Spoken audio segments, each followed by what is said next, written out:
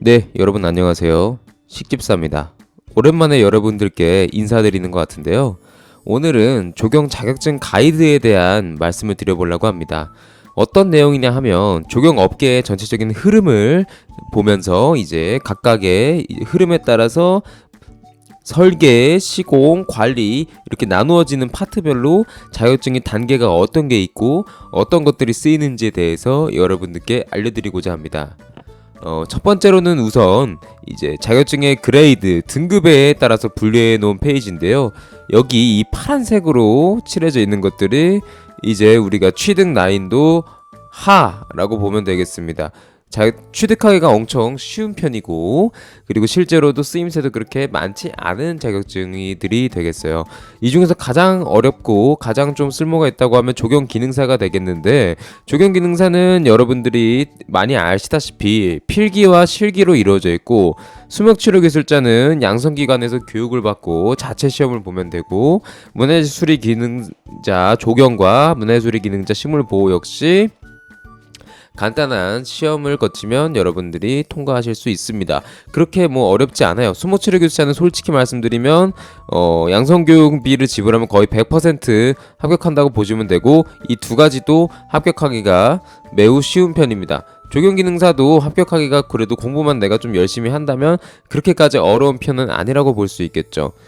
자, 이제 그 다음입니다. 조경산업기사인데요. 조경산업기사의 경우는 우리가 좀 더 범용성 있게 이제 기사라는 부분이 붙어 있죠. 이렇게 기사라는 부분이 붙어 있는 것들은 조금 더 법제적으로나 어떤 권한이 좀 더 많은 것을 의미합니다. 식물보호산업기사와 조경산업기사 이렇게 두 가지가 조경에 조금 밀접하게 관련이 있겠습니다. 근데 여기 앞에 산업자가 붙었기 때문에, 산업자가 붙었다는 거는 이제 초대졸, 즉 전문대 졸업생부터도 까지도 볼 수 있게 해주는 겁니다. 엄밀히 따지면 졸업 예정생도 볼 수가 있어요. 3년제 기준에서는 말이죠. 그렇게 봤을 때는 이제 당연히 기사에 비해서는 여러 가지로 법제적인 권한과 그리고 경력 점수 이런 것들이 조금 더 낮고요. 당연히 취득 난이도도 조금 더 상대적으로 낮습니다. 조경기사, 이 산업기사 라인이 가장 영향력이 크고 취득하기도 어렵고, 식물보호산업기사와 식물보호기사는 좀 더 상대적으로 취득하기 쉽습니다. 또한 이 두 가지 다 모두 이제 나무이사의 취득 자격 요건으로 쓰이는데, 오직 나무이사만 취득하려고 하는 경우에는 오히려 이 식물보호 쪽이 더 매력적일 수 있다라는 거 여러분께 말씀드립니다. 하지만 둘 중에 하나를 선택해서 따겠다라고 했을 때 조경 키워드가 붙은 자격증이 무조건 더 상위에 있다라는 거를 여러분이 알아주시면 좋겠습니다. 그 다음에는 이제 이 조경산업기사 기사가 중급 라인에 속한다고 하면 큰 차이가 두 개가 없기 때문에 같이 묶어서 봐도 됩니다. 이제 고급 라인입니다. 첫 번째로는 나무이사 자격증이죠. 이제 새로 이제 최근에 가장 늦게 생긴 자격증 중에 하나인데, 나무이사라는 건 결국 조경 관리 쪽 분야 자격증이고, 제가 영상을 많이 올려놓은 게 있기 때문에 이제 그 영상들을 참고해 주시면 되겠습니다. 문해수리기술자 조경 같은 경우도 이제 좀 더 나무이사를 와 같이 교차해서 쓰일 수 있는 것들입니다. 식물보호도 마찬가지고요. 조경기술사 같은 경우는 이것도 조경기사의 이제 최상급 자격증이라고 볼 수 있는데, 얘는 약간 최고급 정도, 그러니까 이 세 자격증보다 난이도가, 취득 난이도가 좀 더 높습니다. 당연히 가지고 있는 법적 영향력도 가장 넓다고 볼 수 있겠으나, 넓다기보다는 정정하겠습니다. 가장 높다고 볼 수 있겠으나, 나무이사 쪽이 좀 더 영향력은 넓기 때문에 이제 상대적으로 둘이 쓰임새가 많이 다르다. 얘는 주로 설계와 시공 쪽에서 쓰인다라는 겁니다. 뒤에서 더 자세히 설명해 드리겠습니다. 그래서 조경 업계의 흐름에 따라 내가 목표하는 자격증이 어디에 쓰이는지 알고 여러분이 자격증 공부를 하셔야 되는데요.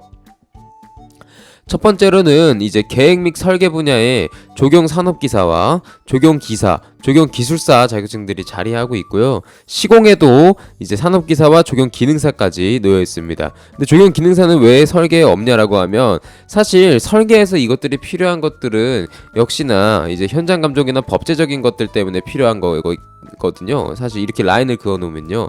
현장에서 몸으로 쓰는 그런 것들에서 적용 기능사가 시공 분야에서 좀 인부들에게 요구되는 경우가 있기 때문에 넣은 거지, 법적으로는 사실 전혀 쓸모가 없는 자격증이기 때문에 설계 분야에서는 몸으로 이제 쓰는 일이 없고 다 법제적인 것들을 위해서, 자격 요건을 위해서 있는 거기 때문에 필요가 거의 없다라고 보시면 되겠습니다.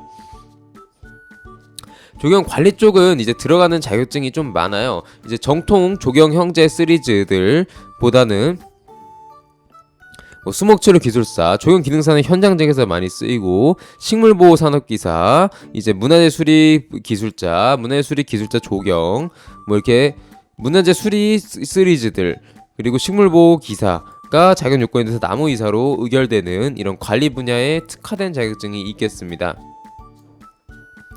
하지만 이게 제가 왜 이 계보도로 화살표를 넣었냐면, 이 자격증은 시공에서 다 쓸 수 있고, 이 자격증은 시공에서 이 자격증 관리해서 다 쓸 수 있습니다. 따라서 관리에서도 당연히 조경산업기사부터 조경기술사, 조경기능사는 좋은 선택이 되겠습니다. 이거까지 포함하고도 추가로 관리가 이렇게 자격증이 더 많다라는 거 여러분이 알고 계시면 좋겠습니다. 자, 계획 설계 자격증에서 이제 좀 자세히 알아보겠는데요. 그러면 아까 그렇게 얘기하던 그 법적인 자격증 요건이나 참여 조건이 도대체 뭐냐? 라는 거를 이제 말씀드릴 텐데, 조경 산업기사 가장 밑에 등급부터 설계 참여 시 이제 공공기관이나 기업의 참여 기술자 조건입니다. 그러니까 설계에 참여할 수 있는 기술자의 조건, 자격 요건인 거죠. 조경 기사는 당연히 더 넓은 범위에 더 큰 공사에 참여할 수 있고, 조경 기술사는 이제 컨트롤, 총괄하는 그런 역할을 수행할 수 있습니다. 그리고 이게 역량지수가 이제 기술자 점수로 상정이 되는데, 이게 기술사는 따기만 하면 40점을 주기 때문에 굉장히 유리하다라고 볼 수 있고요. 바로 초급 기술자에 들어갈 수 있다. 기사는 30점, 산업기사 20점, 기능사 15점 이렇게 구성이 되어 있습니다. 참여 기술자란 이제 프로젝트에 참여하는 기술자라는 거죠. 뭐 자격증과 아니면 이 기술자 점수로 판단하기 때문에 어차피 자격증과 기술자 점수 동시에 얻을 수 있는 것들이 이 조경 라인 자격증이기 때문에 이 자격증 유무로만 판단하는 경우도 있다라고 하지만은, 사실상 이것들이 필수로 필요하다. 어떤 경우에도 설계나 계획할 때는 반드시 필요하다라는 겁니다. 계획과 설계는 참고로 동일한 과정에서 이루어짐으로 같이 묶어서 그냥 설계라고 보시면 됩니다. 시공 자격증입니다. 얘는 현장 대리인이라고 해서 현장을 대신해서 책임지는 사람인데, 30억 미만은 산업기사, 30억에서 100억은 기사, 100억 이상은 기술자라고 해서 이렇게 공사 금액에 따라서 현장 대리인이 될 수 있는 자격 선임 요건이 결정되는 겁니다. 그래서 현장 소장이라고 불리기도 하죠. 물론 현장과 이제 일부 세부적인 상황에 따라 좀 다를 수 있으나 일반적인 경우를 여러분께 보여드리는 겁니다. 당연히 산업기사에서 기술사로 갈수록 더 큰 공사의 현장 대리인으로 될 수 있는 것이죠. 자, 그게 어디 나와 있느냐? 건설산업기본법 시행령에 이제 나와 있죠. 그게 위에 없는 것들, 예외인 것들을 좀 더 100억 이상의 경우를 좀 더 보여드릴게요. 뭐 여기 이걸 멈추고 필요하신 분들은 참고해서 보시면 되겠습니다. 보시면 이제 기술사 얘기가 나오고 뭐 경력 얘기, 특급 기술인인데 이거는 당연히 기술사를 따면 경력 점수가 플러스 알파가 되니까 더 좋은 겁니다. 사실 특급 기술인으로서라는 게 이 경력과 이 기술사 점수를 합치면 거의 뭐 좀만 더 보태면, 물론 아닌 경우도 있죠. 좀 많이 보태야 되는 경우도 있지만 대부분 충족할 수 있다라는 겁니다. 자, 이제 100억 원 이상, 뭐 30억 원 이상 이런 것들이죠. 이런 것들도 이제 이 자격 요건을 좀 보면 좋은데요. 기사 이상의 자격증 취득자로, 그러니까 30억 원 이상도 기사만 딸랑이 있다고 될 수 있는 게 아니라 3년 이상의 경력과 실무에 종사한 사람이어야 된다라는 겁니다. 그리고 산업기사라고 해도 100억 이상 공사를 못하는 게 아니라 경력으로 어느 정도 커버할 수 있다라는 거를 이제 또 보여주는 법안이라고 볼 수 있겠습니다. 자, 좀 더 필요하신 분들은 멈추고 자세히 보시면, 하나하나 읽어보시면 금방 이해가 되실 겁니다. 30억 원 미만도 이제 초급 기술인 정도만 되면 이제 무자격자도, 그러니까 조경 기능사가 있으면 초급 기술인 점수가 알파가 되기 때문에 경력만 좀 있으면 어느 정도 이제 플러스 알파가 돼서 붙을 수 있다라는 겁니다. 초급 기술인이 되려면 사실 기능사를 따고도 점수가 많이 필요하기 때문에 경력뿐만이 아니라 이제 그냥 단순히 경력이 아니라 이제 시공 관리 업무에도 3년 이상 종사한 경력까지 있어야 된다라는 얘기가 되겠습니다. 물론 이게 좀 경력을 증빙하는 절차나 이런 것들이 좀 복잡하고 현장에 따라서 솔직히 뭐 약간 그냥 인정해주는 경우도 있지만 어쨌든 이제 법제적인 면으로선 이렇다는 겁니다. 하지만 오늘의 영상의 취지는 이제 자격증과 이런 제도들 그리고 자격증이 어떻게 분류되는지를 알려드리는 거기 때문에 해당 부분에 대해서 궁금하신 점이 있으면 댓글로 남겨주시면 제가 답변해드리도록 하겠습니다. 마지막으로 이제 관리 자격증인데 먼저 나무의사, 그러니까 법적인 나무병원 설립 요건인데 이게 왜 중요하냐? 나무병원 없으면 산림병에 좀 방제가 불가능하다. 산림병의 충이니까 뭐 상관없지 않나요? 라고 하지만 결국에는 농약을 못 친다는 겁니다.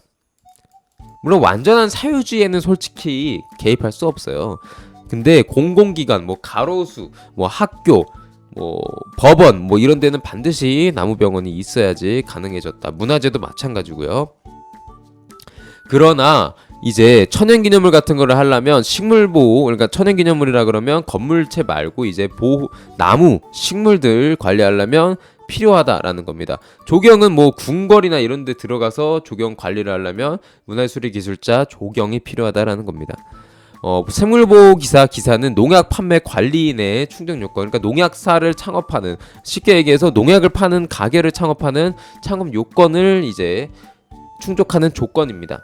나머지 자격증은 왜 필요할까요? 보조입니다. 보조. 솔직히 얘기해서 그 어떤 법제적인 강제적인 역할도 크게 수행할 수 없고 수목치 기술자만 나무병원 설립 조건에 부수적으로 끼어 있긴 하지만 이 나머지 것들은 대부분 그냥 보조적인 역할이다 라고 볼 수 있겠습니다. 하지만 당연히 취득해 놓으면 현장에서 인정을 받을 수 있기 때문에 당연히 다다익선이라고 자격증은 꼭 많이 취득해 두시면 되겠습니다.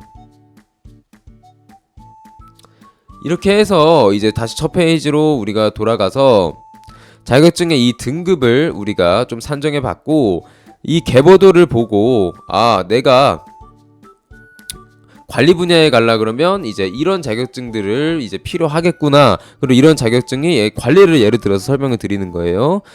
이렇게 등급이 나눠져 있고 이렇게 필요한 요건이 있으니까 나는 나무병원을 하고 싶어 라고 했을 때, 혹은 나는 나무병원에서 보조 역할로 일단은 취업을 해서 시작하고 싶어 라고 했을 때 나의 현재 상황과 내가 이 자격증을 딸 수 있는 이 자격 요건도 다 알아보시면 제가 몇몇 강의에서 설명을 해놨지만 인터넷 좀 검색해보시면 나무의사의 취득 요건이 있습니다. 그래서 내가 현재 도전할 수 있는 자격증과 내가 일하고자 하는 분야를 이 영상을 토대로 조금이나마 여러분께 방향성을 잡아드릴 수 있는 영상이 되었으면 좋겠습니다. 감사합니다. 식집사였습니다.